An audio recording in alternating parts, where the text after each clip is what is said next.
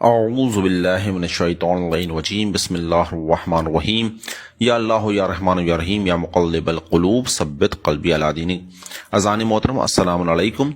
اولی کلام میں خداوند عالم کا شکر ادا کروں گا کہ پروردگار نے مجھے اور آپ کو توفیق عطا فرمائی کہ ہم نماز جیسی عظیم عبادت پر غور و فکر کر سکیں، جس کے نتیجے میں نماز کو بہتر بنائیں اور نماز کو بہتر بنا کے اپنی زندگی اور اپنی آخرت دونوں کو بہتر بنا سکیں۔ مومنین، کیونکہ آج 13 رجب ہے اور مولا امیر المومنین علیہ السلام کی ولادت باسعادت کا دن ہے، تو میں آپ سبھی کی خدمت میں مبارکباد پیش کرتا ہوں کہ مولا امیر المومنین علیہ السلام کی ولادت باسعادت آپ سب کو بہت بہت مبارک ہو۔ ہماری گفتگو نماز کے سلسلے میں چل رہی تھی کہ ہم نماز کے فضائل، نماز کی گہرائیوں کے بارے میں تھوڑا جان رہے تھے۔ آخری درس میں ہم نے بات یہاں تک آئی تھی کہ ہم نماز کے ذریعے مدد لیں۔ ہم نے دیکھا کہ جب ہمارے ائمہ پہ، جب ہمارے اماموں پر کوئی پریشانی آتی تھی، جب کوئی مصیبت پڑتی تھی، وہ نمازوں کو بڑھا دیا کرتے تھے۔ اور ہم اپنی زندگی میں دیکھیں تو ہم بالکل اس کے برعکس کرتے ہیں کہ ہم جب کوئی پریشانی آتی ہے ہمارے اوپر تو ہم نمازوں کو فراموش کر دیتے ہیں، جبکہ ہمارے ائمہ نمازوں کو بڑھا دیا کرتے تھے لیکن ہم نمازوں کو فراموش کر دیتے ہیں۔ مثال کے طور پہ اگر ہمارا کوئی چاہنے والا ہاسپٹل میں ایڈمٹ ہو جائے تو اب جب ہم ہاسپٹل میں دوڑ بھاگ کریں گے تو اس دوڑ بھاگ میں ہم بالکل بھول جاتے ہیں، نیگلیکٹ ہو جاتا ہے ہم سے کہ ہم نماز بھی پڑھیں، اور اکثر ایسا ہوتا ہے کہ ہم کئی دنوں تک نماز نہیں پڑھتے۔ یہ معاشرے میں بہت کامن چیز ہے جو دیکھی جاتی ہے۔ اگر کوئی خود بیمار پڑ جائے، کسی کے سر میں درد بھی ہو، تو وہ نماز کو سوچتا ہے کہ اب نماز میں نہیں پڑھ سکتا یا نہیں پڑھ سکتی، جبکہ ہم ائمہ کی زندگی میں دیکھتے تھے کہ ائمہ جب بھی پریشانیوں میں پڑھتے تھے، پریشانیوں میں آتے تھے، وہ اپنی نمازوں کو بڑھا دیا کرتے تھے۔ اور تو ہمیں بھی ائمہ کی زندگی سے یہ سیرت لینی چاہیے کہ جب بھی پریشانی پڑے تو نمازوں کا سہارا لیں۔ ایک بہت ہی بہترین اللہ کا تحفہ ہمارے پاس ہے، وہ ہے نماز، اور ہم اس کو فراموش کر دیتے ہیں۔ اور دیکھیں جو آج کل کا جو پراشوب دور ہے، مومنین کتنے پریشان ہو رہے ہیں، کتنا مومنین کا قتل عام ہو رہا ہے، چاہے وہ یمن ہو، سیریا ہو، پاکستان ہو، افغانستان ہو۔ ابھی کچھ دن پہلے ہی پشاور سے خبر آئی کہ وہاں پہ ایک بم بلاسٹ ہوا ہے، تقریباً 100 سے زیادہ مومنین وہاں پہ جاں بحق ہو گئے، شہید ہو گئے ہیں۔ اور مسجدوں میں، اسکول میں، کالجز میں، چاہے افغانستان میں دیکھیں، چاہے سیریا میں پورا تباہ ہو گیا، اسی طریقے سے یمن میں کتنے مومنین کا قتل عام ہو رہا ہے، کتنی شہادتیں ہو رہی ہیں۔ تو اس پرآشوب دور میں ہمیں نمازوں اور دعاؤں کو مدد لینی چاہیے۔ اور اگر یقین جانے، اگر ایک شخص بھی نماز کو پوری شرائط کے ساتھ پڑھ دے تو پورے قوم کی پریشانیاں برطرف ہو سکتی ہیں۔ صرف ایک فرد اگر اس نماز کو اس شرائط کے ساتھ پڑھ دے جو نماز کی واقعاً، جس کو ہم کہیں گے نماز کا حق ادا کر دیا، تو پورے قوم کی پریشانیاں برطرف ہو سکتی ہیں۔ تو اس پراشوب دور میں جہاں پہ اتنا قتل عام ہو رہا ہے مومنین کا، تو جہاں ایک طرف ہمیں اور بھی حکمت عملی پروٹیسٹ کر رہے ہیں، جو بھی کرنا ہے وہ کریں، ساتھ ساتھ میں ہم نمازوں کا بھی سہارا لیں، دعاؤں کا بھی سہارا لیں۔ بالکل دعاؤں کو، نمازوں کو فراموش نہ کریں۔ جب بھی نماز پڑھیں وہاں پہ جتنے بھی مومنین ہیں ہم ان کے لیے دعائیں کریں، ان کے لیے، ان کی خیریت کے لیے دعائیں کریں۔ اور یہاں پہ یہ ہو جاتا ہے کہ جب ہم نماز کے بعد دعائیں مانگتے ہیں تو کہیں نہ کہیں صرف اپنے لیے دعا مانگتے ہیں، ہمیں مومنین کے لیے بھی دعائیں کرنا چاہیے اور ان کو اپنی دعاؤں میں فراموش نہیں کرنا چاہیے۔ ہم دیکھیں کہ جب اسرائیل اور لبنان میں حزب اللہ کی جنگ ہوئی تو جو حزب اللہ کے صدر تھے انہی نے یہ کہا کہ لوگوں سے اپیل کی کہ آپ اپنی دعائیں جوشن صغیر میں ہمیں یاد رکھیں۔ تو اس جوشن صغیر کی دعا کی برکت سے اتنا عظیم پاور تھی اسرائیل، لیکن اس کو حزب اللہ جیسی چھوٹی سی ایک قوم نے، چھوٹی سی ایک آرمی نے شکست دی۔ تو یہ کیسے ہوا؟ یہ دعاؤں کی وجہ سے ہوا، یہ نمازوں کی وجہ سے ہوا کہ اتنا عظیم ایک ملک، ایک عظیم ایک طاقت جو ہے وہ ایک اتنی چھوٹی سی تعداد سے وہ شکست کھا گئی۔ تو اگر ہم دیکھیں الہی مدد ہمارے پاس آ رہی ہے تو تمام دنیا کی جتنی بھی قوتیں، طاقتیں ہیں، وہ سب چھوٹی ہو جاتی ہیں، وہ سب، ان کی کوئی ویلیو، کوئی وقت نہیں رہ جاتی ہے۔ تو خصوصاً آج کے اس پرشوب دور میں جہاں پہ مومنین کے ساتھ اتنا ظلم و مظالم ہو رہا ہے، چاہے وہ کسی بھی ملک میں ہو، کسی بھی جگہ ہو، ہمیں اپنی نمازوں میں، اپنی دعاؤں میں ان کو فراموش نہیں کرنا چاہیے، اور جب بھی نمازیں پڑھیں، جب بھی دعائیں مانگیں، ان کو یاد رکھیں۔ ہم دیکھیں گے جب لیلۃ الحریر تھی، امیر مومنین علیہ السلام نے جنگ صفین میں، وہ کتنی سخت رات تھی کہ آپ دیکھیں جنگ صفین وہ جنگ ہے جو 1.5 سال تک صرف جنگ ہوتی ہی رہی، اور پھر ایک وقت ایسا آیا کہ جب جنگ کرتے کرتے دونوں ہی سمت کے لوگ جو ہیں بالکل تھک ہار چکے تھے، تو انہیں کا فیصلہ کن، اب ایک جنگ ہوگی فیصلہ کن کی، جس میں دن اور رات ہر وقت جو ہے وہ جنگ ہوگی، کہ جب تک نتیجہ نہیں نکلے گا تب تک جنگ ہوتی رہے گی۔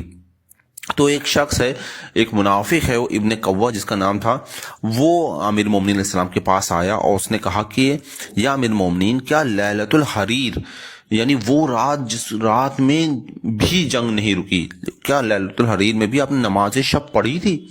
مطلب اس رات میں جب صرف جنگ ہی جنگ ہو رہی، کیا اس میں بھی آپ نے نماز شب پڑھی تھی؟ یعنی لیلۃ الحریر کہتے ہیں کتے کے رونے کی رات، یعنی جب قتل عام ہو رہا تھا شامیوں کا، جب شامی آرمی کا قتل عام ہو رہا تھا، وہ زخمی کتوں کی طرح رو رہے تھے، تو اس رات کو لیلۃ الحریر کہا جاتا ہے۔ اور کہا جاتا ہے کہ 70,000 سے زیادہ شامی جو ہیں شامی جو ہیں اس جنگ میں مارے گئے تھے۔ خود امیر کائنات نے آخری دن 550 کو واصل جہنم کیا تھا، تیروں کی بارش ہو رہی تھی، جب تیر ختم ہو گئے تو نیزوں کے بعد تلواریں، پھر غرزوں کا استعمال ہوا، اور فضا میں اتنی وحشت ناک رات تھی کہ سوائے تلواروں کی سنسناہٹ کے، سر قلم ہونے کے اور دانتوں کے بجنے اور ہڈیوں کے ٹوٹنے کے سوا کوئی آواز نہیں آ رہی تھی۔ اتنی سخت، اتنی وحشت ناک رات میں، جسے لیلۃ الحریر کہا جاتا ہے، یعنی کتوں کی رونے کی رات۔ تو ابن قوہ آتا ہے، امیر المومنین سے پوچھتا ہے کیا مولا اس رات میں بھی جب سر کٹنے کی آوازیں آ رہی ہیں، دانتوں کے بجنے کی آوازیں آ رہی ہیں، رونے پیٹنے ماتم صداؤں کی آوازیں آ رہی ہیں، اس رات میں بھی آپ نے نماز شب پڑھی تھی؟ تو امیر مومنین علیہ السلام فرماتے ہیں کہ ہاں، میں نے اس رات میں بھی نماز شب پڑھی تھی۔ این اس وحشت ناک ماحول میں امیر مومنین علیہ السلام اپنے خیمے میں آئے اور نماز شب میں مشغول ہو گئے، اور ہمیں قیامت تک کے لیے درس دے گئے کہ اتنی وحشت ناک رات میں بھی، اتنی مشکل رات میں بھی میں نے نماز کو فراموش نہیں کیا۔ تمہارے پاس تو اتنی مشکلیں بھی نہیں، تم تو آرام سے اپنے بستروں پہ سو رہے ہو، تمہیں تو بس اپنا کمبل ہٹانا ہے، تمہیں تو اپنا صرف چادر ہٹانی ہے۔ تو یہ نماز کی پابندی کا درس امیر المومنین علیہ السلام، جن کی ولادت کا دن ہے آج، وہ ہمیں اتنا بہترین درس دے رہے ہیں نماز شب کا، کہ کسی بھی حال میں نماز شب کو فراموش نہ کرنا۔ اور ایک حدیث ہے امام جعفر صادق علیہ السلام سے، کہ امام جعفر صادق علیہ السلام فرماتے ہیں کہ ہرگز نماز شب کو فراموش نہ کرنا، کیونکہ جو نماز شب کو فراموش کرے گا وہ بہت بڑے گھاٹے میں ہے، بہت بڑا گھاٹا۔ اب یہ گھاٹا کیا ہے ہم نہیں سمجھ سکتے۔ ایک روایت میں ہے کہ نماز شب پڑھنے والے کا جو ثواب ہے وہ صرف اور صرف خدا جانتا ہے، خدا کے علاوہ خدا کے مقرب بندے بھی نہیں جانتے کہ کیا ثواب ملنے والا ہے جو شخص نماز شب پڑھتا ہے۔ تو نماز شب کے سلسلے میں امام جعفر صادق علیہ السلام فرماتے ہیں کہ کسی بھی حال میں نماز شب کو فراموش نہ کرنا، کیونکہ اگر تم نے نماز شب فراموش کر دی تو بہت بڑا گھاٹا، اور یہ بہت بڑا گھاٹا تو ظاہر سی بات ہے ہمیں جب روز محشر پہنچیں گے تو سمجھ میں آئے گا کہ یہ گھاٹا ہے کیا۔ بہرحال ہم اس وقت مطلب صرف اور صرف کاش کہیں کہ کاش ہم نے پڑھ لی ہوتی، اس سے بہت بہتر ہے کہ آج اپنی زندگیوں میں ہم روزانہ نماز شب کے پابند بن جائیں۔ آج ہماری بحثیں ہوتی ہیں کہ عزاداری بہتر ہے کہ نماز بہتر ہے، اور یہ آپ دیکھیں کس طریقے سے بحثیں ہو رہی ہیں کہ لوگ ایک طرف نماز کو لے کے آ جاتے ہیں، ایک طرف عزاداری کو لے کے آ جاتے ہیں۔ عین ایسا ہوتا ہے کہ جب نماز کا وقت ہو رہا ہوتا ہے تو مجلسیں اس وقت ہو رہی ہوتی ہیں، ٹائمنگ ہی ایسا رکھا جاتا ہے کہ فرض کر لیں کہ 12:20 پہ نماز ہے تو 12 بجے جو ہے مجلس سٹارٹ ہوتی ہے، کہ بالکل عین جس وقت اذان ہو رہی ہو اس وقت جو ہے مجلس ٹکرائے۔ تو یہ ایک بحث ہے، یہ ایک مطلب ایک طریقے سے کیا کہیں فتنہ ہے کہ لوگوں کے درمیان چھیڑا گیا ہے کہ نماز بہتر ہے کہ عزاداری بہتر ہے۔ اور ایک قافلے جو ہیں جو عراق جاتے ہیں، جو ایران جاتے ہیں، مقدس زیارتوں پہ قافلے جاتے ہیں، وہاں کے بھی جو گروپ لیڈر ہوتے ہیں وہ یہ اکثر یہ دیکھا گیا، وہ یہ کہتے ہوئے ملتے ہیں کہ بھائی آپ اس مقدس زیارات پہ آئے ہیں ایران عراق پہ، آپ پہلے یہاں پہ زیارت کر لیے، نماز تو آپ اپنے وطن میں جائیں گے، جب پاکستان میں جائیں گے، جب ہندوستان واپس جائیں گے تب وہاں پہ بھی پڑھ سکتے ہیں۔ دیکھیے اس طریقے کی فکریں لوگوں کے دماغ میں ہیں کہ بحث یہاں تک آ گئی کہ اس مقدس جو مقامات ہیں جہاں پہ ہم لوگ جاتے ہیں تاکہ ہم روحانی چارج ہو جائیں، ہماری جو روحانیت ڈاؤن ہوگی ہم اپنی روحانیت کو چارج کریں، وہاں پہ استغفر اللہ کہ ہم وہاں پہ نمازوں کو ترک کریں، اس عنوان پہ کہ یہ تو نمازیں ایسی ہیں جو ان کو ہم اپنے وطن میں پڑھتے رہیں گے قضا کر کے، یہاں تو صرف عبادت، یہاں تو صرف زیارتوں کے لیے آئے ہیں۔ دیکھیے یہ لوگوں کے دماغ میں ایسی فضولیات ڈالی گئی ہیں۔ بحث ہوتی ہے کہ امامت و عزاداری میں کہ امامت جو ہے وہ کیا ہے، امامت جو ہے وہ اصول دین کا پارٹ ہے اور نماز جو ہے وہ فروع دین کا پارٹ ہے، اس لیے عزاداری افضل ہے اور نماز افضل نہیں، نعوذ باللہ۔ وہ ایک مطلب وہی ہوتا ہے نا کہ بالکل شیطان ہی وسوسے ہوتے ہیں، شیطانی خیالات آتے ہیں جو لوگوں کے دماغ میں آتے ہیں، اور وہ اس طریقے سے بحث کرتے ہیں کہ بھائی امامت جو ہے وہ اصول دین میں ہے اور نماز وہ فروع دین میں، تو اصول دین زیادہ افضل ہے فروع دین سے۔ تو ہم ان سے یہ کہیں گے کہ امیر المومنین علیہ السلام اور امام حسین علیہ السلام، آپ بتائیے اصول دین میں تھے کہ فروع دین میں؟ ظاہر سی بات امامت کیا ہے، اصول دین میں، تو امیر المومنین علیہ السلام اور امام حسین علیہ السلام دیگر ہمارے ائمہ تو اصول دین کا حصہ ہوئے۔ تو ہم کہیں گے جب وہ اصول خود فروع کی اتنی پابندی کر رہا ہے، آپ دیکھیں کہ لیلۃ الحریر میں بھی امام علی علیہ السلام نے نماز شب کو جو کہ ہم پہ واجب بھی نہیں ہے، اس نماز شب کو بھی ترک نہیں کر رہے ہیں۔ ہم دیکھیں جب امام حسین علیہ السلام جا رہے ہیں تو اپنی بہن سے کہہ کے جا رہے ہیں کہ بہن مجھے نماز شب میں فراموش نہ کرنا، نماز فجر کی تو بات بھی نہیں کر رہے، واجب کی تو بات بھی نہیں کر رہے، مستحب کی بات کر رہے ہیں کہ مستحب۔ تو جب اصول فروع کی اتنی پابندی کر رہا ہے تو سوچئے کہ عام آدمی کے لیے کتنا اہم ہوگا کہ وہ ان نمازوں کی پابندی کریں۔ جب اصول امام علی امام حسین جب نمازوں کی اتنی پابندی کر رہے ہیں تو پھر ہم سوچیں کہ ہم کتنی پابندی کرنی چاہیے۔ تو بہرحال یہ جو بحث ہوتی ہے کہ عزاداری افضل ہے کہ نماز افضل ہے، ظاہر سی بات ہے عزاداری کی اپنی ویلیو ہے، نماز کی اپنی ویلیو، دونوں کو ٹکرایا نہیں جا سکتا کہ ہم دونوں کو ٹکرا دیں۔ ہاں جب ایسے مواقع آئیں کہ جیسے ہمارے گھر میں مجلس بھی ہے تو ہم ایسے وقت پہ مجلس رکھیں جو نماز سے نہ ٹکرائے، نماز کو نماز کے وقت پہ پڑھیں، عزاداری کو عزاداری کے وقت پہ رکھیں۔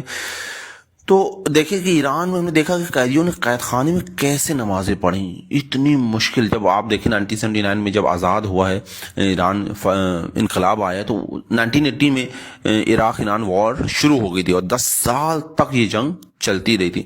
تو مورچوں میں نمازیں کس حد تک لوگوں نے نمازیں وہاں پہ پڑھی کہ شدید برف باری ہو رہی تھی، شدید برف باری، اور وضو تک کا موقع نہیں تھا کہ وہاں پہ وضو کے لیے پانی نہیں تھا، تو وضو جب پانی جم گیا تو وضو تک کا پانی نہیں تھا۔ تو ایک سپاہی کا بیان یہ تھا کہ ایک فوجی رکوع کی حالت میں گیا، رکوع کی حالت مطلب رکوع کی پوزیشن میں، جیسے رکوع کی پوزیشن میں جاتا ہے، اور اس پر مٹی لا کر رکھی گئی اور سارے فوجیوں نے ہاتھ مار کر اسی برف باری میں تیمم کیا، پھر جا کے نمازیں پڑھیں۔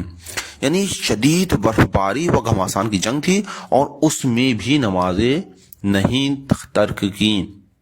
یہ تو آج دیکھیں نا ہم لوگ کتنا ایران کا تذکرہ کرتے ہیں، کتنا ایران، اور ہر بات میں ایران ایران، کیوں؟ کیونکہ انہوں نے کیا ہے، جو کرتے ہیں وہ دکھتا ہے۔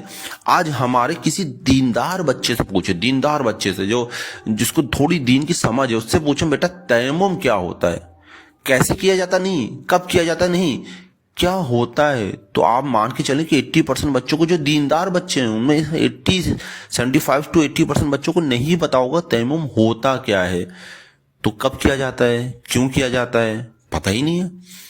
وہاں دیکھیے کہ نماز وضو کا ٹائم نہیں ہے، وضو کا موقع نہیں ہے، تو وہ تیمم کر کے نمازوں کو پڑھ رہے ہیں۔ آج بچوں سے پوچھ لیں، فرض کریں کہ آپ کسی ایسے وقت اٹھے کہ 10 منٹ رہ گئے ہیں آپ کو نماز کے لیے اور پانی آپ کے پاس میسر نہیں ہے، تو آپ کیا کریں گے؟ تو دیکھیں نا ہم لوگ کتنا پیچھے ہیں۔ وجہ کیا ہے کہ انہیں نے اس اسلامی تعلیمات کو ویلیو دی ہے، جس کے نتیجے میں آج وہ اتنی بلندی پہ پہنچے۔ آج ہمارے یہاں دیکھیں، جب میں خود ایران گیا تو میں نے دیکھا کہ ہر نماز کے بعد 5 سے 7 منٹ کا ایک واعظ و نصیحت کا ایک دورہ ہوتا ہے ہر مسجد میں، جہاں پہ امام کی ذمہ داری ہوتی 2 مسئلوں مسائل، کم سے کم 2 ایٹ لیسٹ 2، کہ کچھ بھی بتا دے، جو بچے وہاں پہ بیٹھے ہوئے ان کو کچھ پتا چلے۔ ہمارے یہاں مسجدوں میں ایسا ہوتا ہی نہیں، بس کسی صورت سے مغرب عشاء کی نماز ختم ہوئی باہر بھاگے بچے، کہ بس مولانا سے ہم اتنا ریکویسٹ کریں کہ بھائی ایک کوئی مسئلہ بیان کر دیں آپ، ایک مسئلہ کہ بچہ جب مسجد آیا تو نماز کے ساتھ وہ ایک مسئلہ کا حل لے کے جائے، لیکن ہمارے یہاں ایسا ہوتا ہی نہیں ہے۔ وہاں پہ چھوٹے چھوٹے بچے اتنی پابندی سے نماز پڑھتے ہیں، ان کو شوق ہوتا ہے نماز کا۔ ہمارے نمازیں بوجھ بن گئی ہیں، استغفر اللہ، لیکن ہمارے واقعی کیونکہ ہماری نماز کیا ہے اس کی عظمت بچوں کو بتائی نہیں گئی ہے، کتنی عظیم، کتنا عظیم تحفہ ہے خداوند عالم کی طرف سے۔ تو وہاں دیکھیں کہ وہاں پہ تیمم کر کے نمازیں پڑھی جا رہی ہیں، اور یہاں کا حال یہ ہے کہ یہاں پہ ایک دیندار لڑکا یہ پوچھے گا تیمم ہوتا کیا ہے، کب کیا جاتا ہے، کیوں کیا جاتا ہے۔ تو دیکھیں کتنا فرق ہو گیا ہے۔ تو امیر المومنین علیہ السلام کے ماننے والے کیا ہیں کہ وہ شدید برفباری میں بھی نمازیں پڑھ رہے ہیں، جیسا کہ امیر المومنین علیہ السلام نے لیلۃ الحریر میں نمازیں پڑھی، کہ اس لیلۃ الحریر میں بھی امیر المومنین نے نمازیں نہیں چھوڑی، تو اس شدید برفباری میں بھی امیر المومنین کے چاہنے والوں نے نمازیں نہیں چھوڑی، کہ برفباری ایسی تھی کہ خون جم جائے، لیکن نمازوں کو قضا نہیں ہونے دیا۔ رکوع کی حالت میں تیمم کر کے نمازوں کو بہرحال پڑھا۔ تو ان مورچوں میں اتنی سخت حالت میں یہ کوئی معمولی چیز نہیں، ہم سمجھے کہ بہت آسان ہے، بہت سخت ہے، کہ جب جنگ ہو رہی ہو، جب ڈر ہو کہ جو میری جان نہ چلی جائے، اور اس وقت جو ہے تیمم کر کے نمازیں پڑھنا۔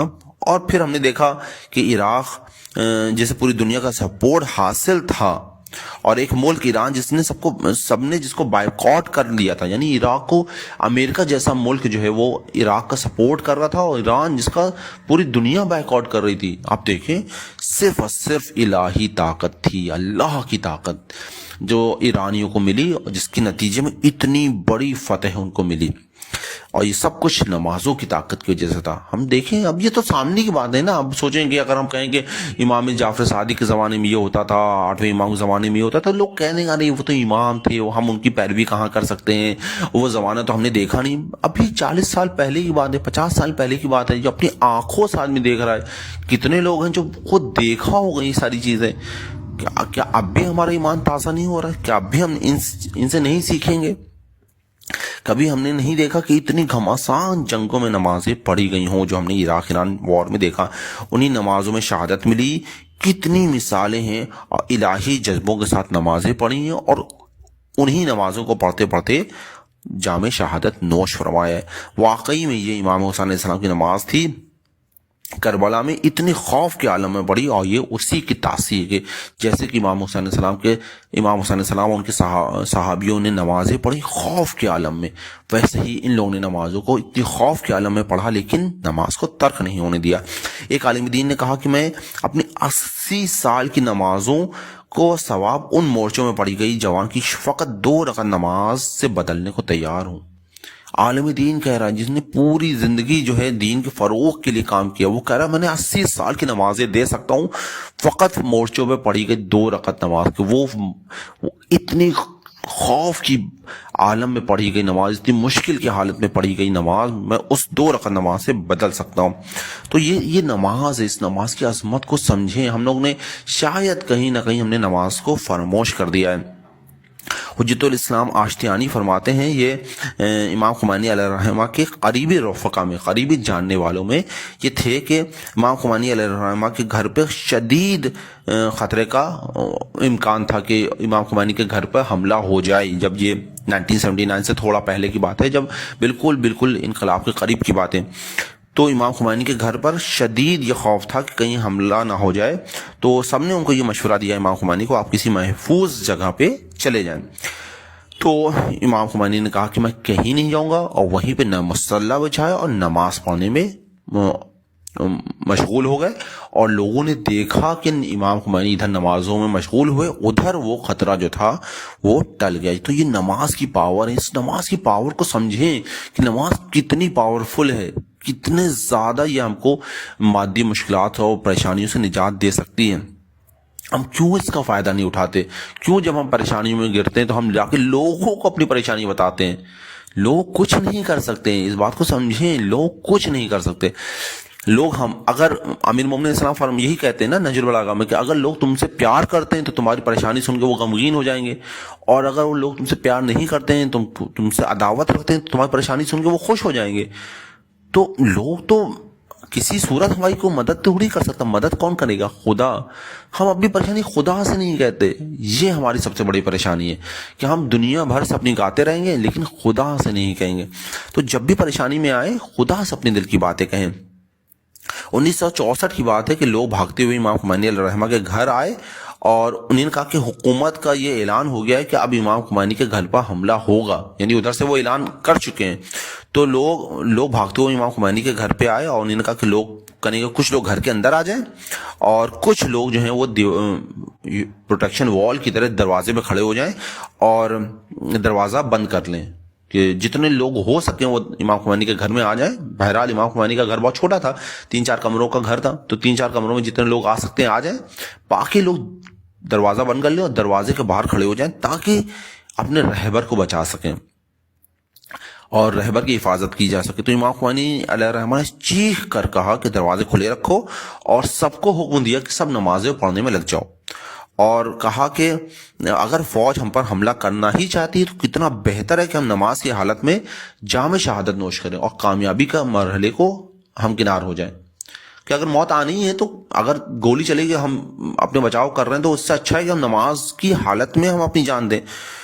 اور جس کے پھر نتیجے میں کیا دیکھا کہ ان کو کامیابی ملی اور کوئی حملہ ان پہ وہ جو تھا وہ ٹل گیا اور کسی ذلت ان کے دشمنوں کو ملی. تو ہم دیکھیں کہ اپنے علماء کی سیرت کو دیکھیں، اپنے ائمہ کی سیرت کو دیکھیں، اور یہ کوئی ایسا نہیں کہ ہم 1000 سال پہلے کی بات دیکھیں، یہی 40-50 سال پہلے کی بات ہے. امام خمینی ابھی 40-50 سال پہلے ہمارے درمیان تھے. ان کی سیرت کو دیکھیں. ہم لوگ ہوتے نہیں، ہم لوگ سوچتے ہیں کامیاب انسان کی زندگی کو دیکھیں، ان کی کامیابی سے سیکھیں. تو امام خمینی سے کامیاب کون ہوگا؟ دیکھیں ان کی زندگی سیکھنے کی کوشش کریں. عراق میں جب امام خمینی کے بارے میں ہے کہ جب عراق میں وہ جلا وطن ہو گئے تھے تو احمد خمینی جو ان کے بیٹے تھے عراق سے کویت کا راستہ کی طرف وہ چلے گئے تھے. عراق سے وہ چلے گئے کویت. تو یہ بڑا شدید خوف کا مرحلہ تھا، بہت ہی زیادہ اس میں ہو سکتا تھا کہ کویت میں ان کو کوئی شہید کر دے، کوئی مار دے ان کو. تو حالات بہت خراب تھے. تو امام خمینی کے علیہ الرحمہ کو دیکھا گیا کہ امام خمینی علیہ الرحمہ بالکل ان کے چہرے پر کوئی پریشانی کا اثار نہیں تھے، اطمینان سے بہت مطلب انتہائی اطمینان سے وہ سونے چلے گئے اور فجر سے 2 گھنٹے پہلے اٹھ گئے اور نماز شب میں مشغول ہو گئے. عراق سے کویت تک ہر منزل پر امام خمینی علیہ الرحمہ جو ہیں وہ وضو کرتے گئے کہ ہر منزل پہ وضو کرتے گئے کہ نہیں یہ وضو ہی میری ڈھال ہے. تو ہمارے علماء، ہمارے ائمہ وضو، نماز، اس سے اپنی جانوں کو بچایا ہے. اور بہرحال دیکھ سکتے ہیں نماز نے بھی ہر وقت جتنا ہو سکے دائم الوضو رہے. میں پچھلی بار بھی آپ کو اس طرف متوجہ کیا تھا کہ جس قدر ہو سکے دائم الوضو رہیں. اس کے بھی بڑے فوائد ہیں کہ شیطانی طاقتوں سے ہم دور رہتے ہیں اور خدائی طاقتوں کی طرف آ جاتے ہیں. تو عراق سے جب کویت تک نماز پڑھتے ہوئے گئے، ہر منزل پہ وضو کرتے گئے، ہر منزل پہ نماز پڑھتے گئے. ان کی بیٹی فریدہ مصطفی کا کہنا تھا کہ امام خمینی خود ان کا خود کا کہنا تھا کہ ایک بار ان کے شاہ کے آدمی آئے اور امام خمینی علیہ الرحمہ کو قید کر کے لے گئے اور قم سے تہران کی طرف. تو راستے میں فجر کا وقت آ گیا تو انہوں نے ان سے کہا کہ مجھے تھوڑی دیر کے لیے روک دیں گاڑی اور میں فجر کی نماز ادا کر لوں. تو انہوں نے کہا ہمیں اجازت نہیں کہ میں آپ کو نماز پڑھنے کی اجازت دے سکوں. تو انہوں نے کہا میں تو نہتہ آدمی ہوں، میں کیا کر لوں گا تمہارا. تو انہوں نے کہا بہرحال ہمیں اجازت نہیں کہ ہم آپ کو گاڑی روکیں اور آپ نماز پڑھیں. تو انہوں نے کہا اچھا ٹھیک ہے، فقط اتنا کر دو کہ میں تیمم کر لوں. تو وہی چلتی ہوئی گاڑی میں امام خمینی علیہ الرحمہ نے تیمم کیا اور تیمم کرنے کے بعد پھر 2 رکعت نماز فجر ادا کی. اور امام خمینی علیہ الرحمہ کا خود یہ کہنا تھا کہ وہ فقط وہ 2 رکعت نماز میری ایسی تھی جس میں میرا وضو بھی نہیں تھا اور میں قبلہ رخ بھی نہیں تھا، قبلہ کے اپوزٹ ڈائریکشن میں، لیکن شاید یہ 2 رکعت نماز میری زندگی میں قبول ہو جائے کہ اس حالت میں نے وہ 2 رکعت نماز پڑھی جہاں پہ نہ وضو تھا اور نہ میں قبلہ رخ تھا، لیکن خدا یہی چاہتا تھا کہ میں ایسی ہی حالت میں نماز پڑھوں. ہم لوگ سفر کرتے ہیں تو دیکھیں بالکل نہ وضو کا خیال ہوتا ہے، نہ تیمم کا خیال ہوتا ہے، نہ نماز کا خیال ہوتا ہے، کوئی خیال نہیں. ہم سوچتے ہیں کہ اگر ہم سفر میں تو ہم پہ سے نماز ساقط ہو گئی، جبکہ سفر کی جو نماز ہوتی ہے نماز قصر ہوتی ہے، اس کے الگ پورے مسائل ہوتے ہیں. آپ جا کے دیکھیں بہت سارے یوٹیوب پہ ویڈیوز مل جائیں گے کہ اگر کوئی سفر میں چل رہا ہے تو وہ کیسے نماز پڑھے گا. اور یہی وجہ تھی کہ امام حسین علیہ السلام کی روز عاشورہ کی نماز کہ کتنے خوف کے عالم میں وہ نماز پڑھی گئی تھی کہ 4 رکعت نمازیں جو ہیں وہ 2 رکعت نماز خوف میں تبدیل ہو جاتی ہے. کہ جب کسی پہ جیسے فرض کر لیتے ہیں کسی کو 4 رکعت ظہر کی نماز پڑھنی ہے تو اب وہ نماز خوف پڑھے گا 2 رکعت، اور 2 رکعت میں وہ 1 رکعت نماز وہ جماعت کے ساتھ پڑھے گا اور 1 رکعت نماز فرادہ پڑھ کے فوراً ہٹ جائے گا وہاں سے کہ دوسرا آدمی آئے اور وہ جماعت کو کنٹینیو کر لے. تو بہرحال یہ وہ نماز خوف ہے جو واقعاً جو بہت ہی مشکل حالات میں پڑھی جاتی ہے. اور دشمنوں سے حفاظت کے لیے نماز رسول اللہ صلی اللہ علیہ وسلم کو تعلیم دی گئی تھی. جب رسول اللہ صلی اللہ علیہ وسلم حدیبیہ کے موقع پہ گئے، اور حدیبیہ کے موقع پہ ایک وقت ایسا آیا کہ رسول اللہ ان کے صحابی جو ہیں ظہر کی نماز پڑھ رہے تھے، تو خالد بن ولید جو تھا وہ 20,000 کا لشکر لے کے آیا. اس نے دیکھا کہ رسول اللہ جو ہیں اپنے صحابیوں کے ساتھ نماز پڑھ رہے ہیں، تو اس نے یہ پلاننگ کی کہ یہ مسلمان وہ ہیں جو اول وقت نماز پڑھتے ہیں. تو بہرحال اب جب عصر کا وقت آئے گا تو ہم ان کو، جب یہ عصر کے وقت نماز پڑھیں گے تو اب ہم ان کو اپنے تیروں کا اور نیزوں کا نشانہ بنائیں گے اور ان سب کو شہید کر دیں گے، ان سب کو ختم کر دیں گے.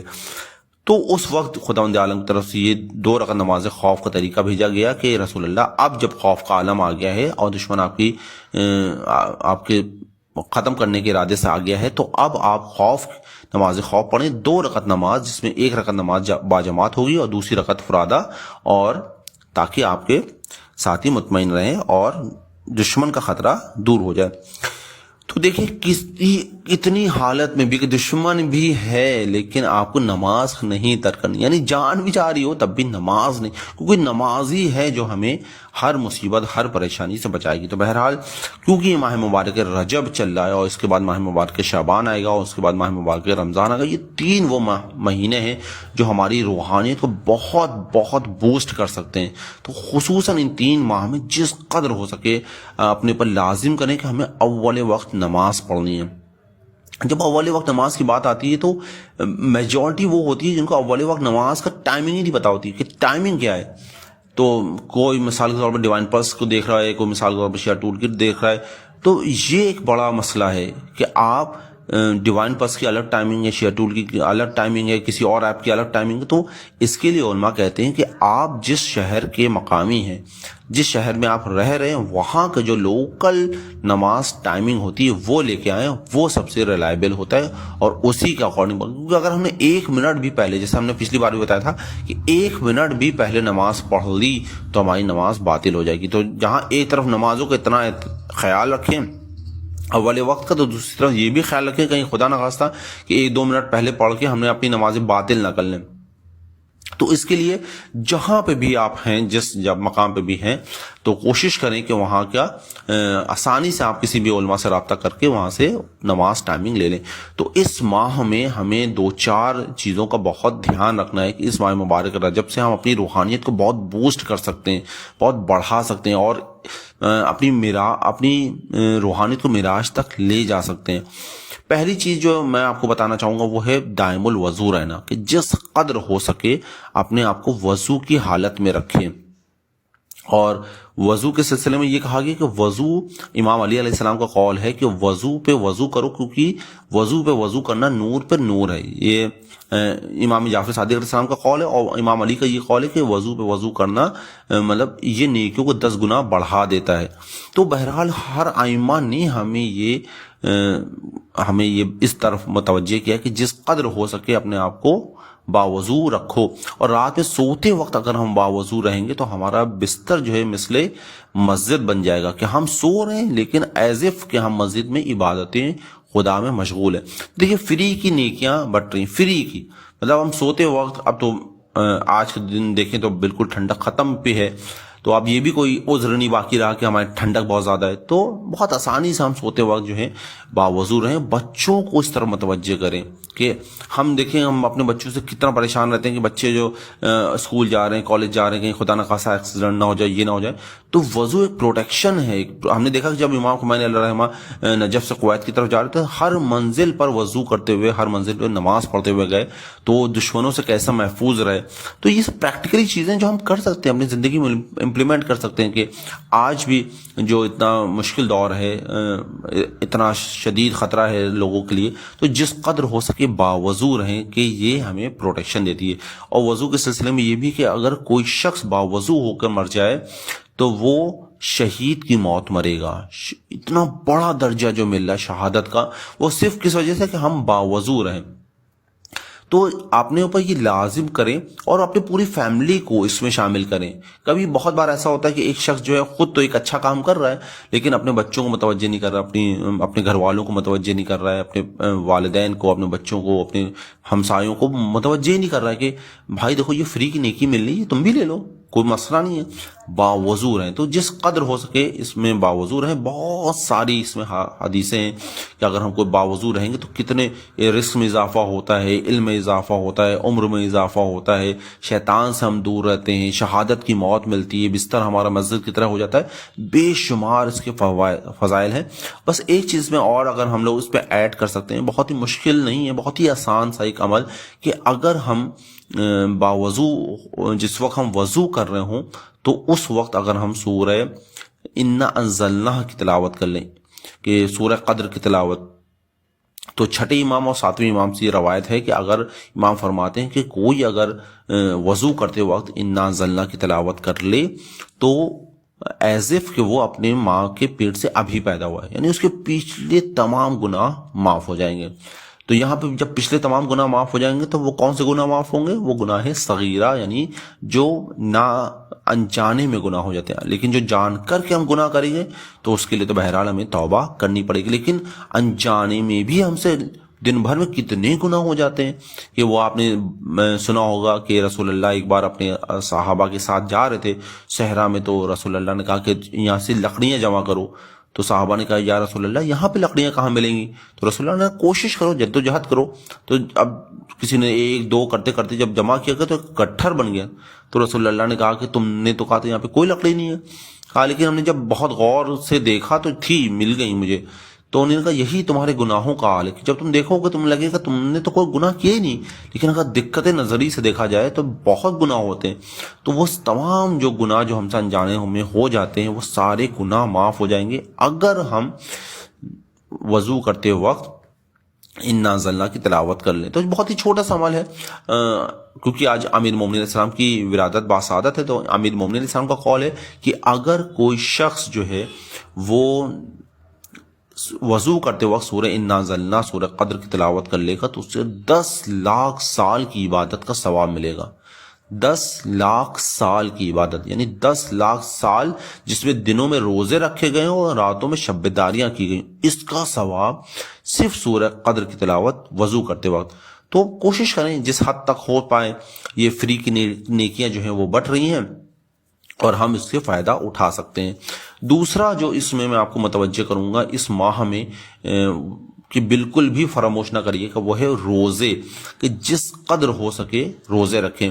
یہ ابن سالم سے ہے کہ ابن سالم جو ہے وہ آخری ایام تھے ماہ مبارک رجب کے، اور وہ چھٹے امام جعفر صادق علیہ السلام کی خدمت میں حاضر ہوئے، اور امام نے جب ابن سالم کو دیکھا کہ سالم کہ کیا تم نے اس ماہ میں روزے رکھے ہیں؟ تو انہوں نے کہا مولا ہم نے اس ماہ میں روزے نہیں رکھے ہیں۔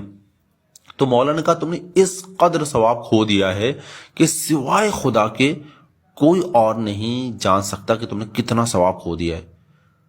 اس ماہ میں تم نے اتنا ثواب کھو دیا ہے کہ خدا کے علاوہ کوئی نہیں جان سکتا کہ تم نے ماہ مبارک رجب کے روزے نہیں رکھے۔ تو سالم پشیمان ہونے کا مولا کیا اب اگر ہم روزے رکھ لیں تو کچھ ہو سکتا ہے، مطلب کچھ ثواب مل جائے، کچھ کمپنسیشن ہو جائے؟ تو مولانا نے بہت تلا نہیں ہے وہ حدیث ہے، میں جو اس کا بس جو اس کا سار ہے، جو اس کا مطلب جو اس کا بالکل سمری ہے وہ میں آپ کو بتا رہا ہوں کہ مولانا فرماتے ہیں کہ اگر اس ماہ میں کوئی ایک دن روزہ رکھ لے، ایک دن، تو اس کو جانکنی کی حالت میں اس کو سکون مل جائے گا، یعنی جب روح نکلتی ہے وہ۔ اور اگر 2 روزے رکھ لے گا تو پورے صراط سے وہ آسانی سے گزر جائے گا، اور 3 روزے رکھ لے تو اس کو آخرت کے جو وحشت ہوتی ہے اس سے اس کو نجات مل جائے گی۔ تو دیکھیں کتنا ثواب جو ہے وہ اس ماہ مبارک رجب کے روزوں کا ہے۔ تو کوشش کریں جس قدر ہو سکے اس ماہ میں روزے ضرور سے ضرور رکھیں۔ کم سے کم نہ ہو تو 3-4 روزے تو رکھ ہی لیں. ابھی بھی ویسے دیکھیے جیسے 22 رجب آ رہی, 27 رجب آ رہی, اس میں وہ روزے رکھے. اب روزے جب بات آتی ہے تو یہ بات بھی بتا دیں کہ ویسے آپ کو پتہ ہی ہوگی لیکن پھر بھی ایک یاد دہانی ہو جائے کہ جس پہ قضا روزے ہوتے ہیں وہ مستحب روزے نہیں رکھ سکتا, تو اس کو پہلے اپنے قضا روزے ادا کرنے ہیں, بعد میں وہ مستحب روزے رکھے گا. بہرحال ماہ مبارک رجب کے روزوں کے سلسلے میں روایتیں ہیں, یہ نہیں کہا گیا کہ مستحب روزے رکھے یا واجب روزے رکھے, جو بھی روزہ رکھے گا بہرحال اس کو ثواب اتنا ہی ملے گا.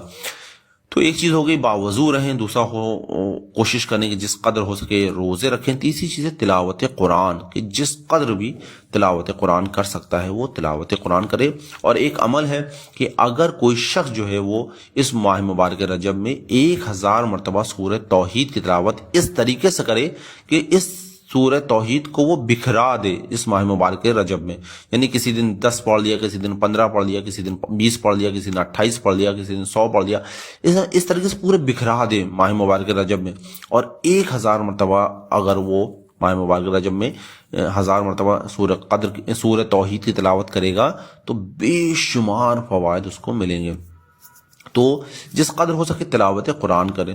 اور تلاوت قرآن کی جب بات آئی ہے تو اپنے اوپر لازم کریں کہ اب کوئی ماہ مبارک رمضان آئیں گے تو وہ رمضان تو قرآن کی بہار کا دن ہے, تو اس میں تو یہی ہے کہ جس قدر ہو سکے تلاوت کریں, بس اس کے ترجمہ, اس کا فلسفہ, اس کی تفسیر, اس کے بارے میں نہیں کہا گیا, اس میں تو صرف تلاوت کرنے کو کہا گیا ہے. لیکن کیونکہ ماہ مبارک رجب ہے تو قرآن کو جب پڑھیں تو اس کا ترجمہ بھی پڑھیں کہ دیکھیں خداوند عالم ہم سے کیا کہہ رہا ہے. تو اگر 10 آیتیں بھی رکھ لیں آپ کہ 10 آیتیں یا 5 آیتوں سے شروع کریں, یہ 5 آیتیں ہم پڑھیں گے لیکن ترجمے کے ساتھ پڑھیں گے. تو جس قدر ہو سکے آپ وضو میں رہیں, روزہ رکھیں, تلاوت قرآن کریں اور طولانی سجدے کریں. طولانی سجدے کہ جو ہم چاہتے ہیں کہ ہماری روحانیت بہت بوسٹ ہو جائے تو طولانی سجدے کریں. اب سجدے میں بس یہ میں آخری بات بتا رہا ہوں, سجدے میں ہم جب جائیں تو کون سا ذکر پڑھیں, تو اس میں ایک یہ ہے کہ ذکر یونسیہ پڑھیں. اور آیت اللہ علی قاضی طباطبائی کہتے تھے کہ اگر کوئی سجدے میں جائے اور 1 سال تک اس کام پہ مداومت کر لے, 1 سال تک لگاتار وہ ایک کام کرتا رہے کہ وہ سجدے میں, روزانہ سجدے میں وہ 400 مرتبہ ذکر یونسیہ پڑھے. روزانہ سجدے کی حالت پہ ذکر یونسیہ لا الہ الا انت سبحانک انی کنت من الظالمین, اگر وہ اس ذکر کو سجدے میں پڑھتا رہے تو سال بھر میں اس کی تمام پریشانیاں برطرف ہو جائیں گی, تمام پریشانیاں دور ہو جائیں گی.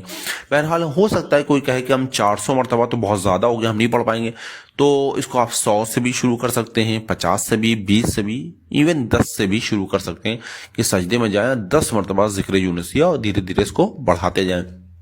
اس کے علاوہ اگر ذکر یونسیہ کے علاوہ اگر آپ سجدے میں جاؤ یا ربی یا ربی یا ربی یا ربی کہیں تو بھی بہت ثواب ہے کہ آپ سجدے میں چلیں. ہم نے ائمہ کی زندگی میں ان کی دعاؤں میں بارہا دیکھا کہ وہ سجدے میں جاتے تھے اور یا ربی یا ربی یا ربی یا ربی اتنی مرتبہ کہتے تھے کہ ان کی سانس ٹوٹ جاتی تھی, اور اس کے بعد پھر جو دعا مانگتے تھے وہ اس کی دعا کی قبولیت کے چانسز بہت بڑھ جاتے تھے.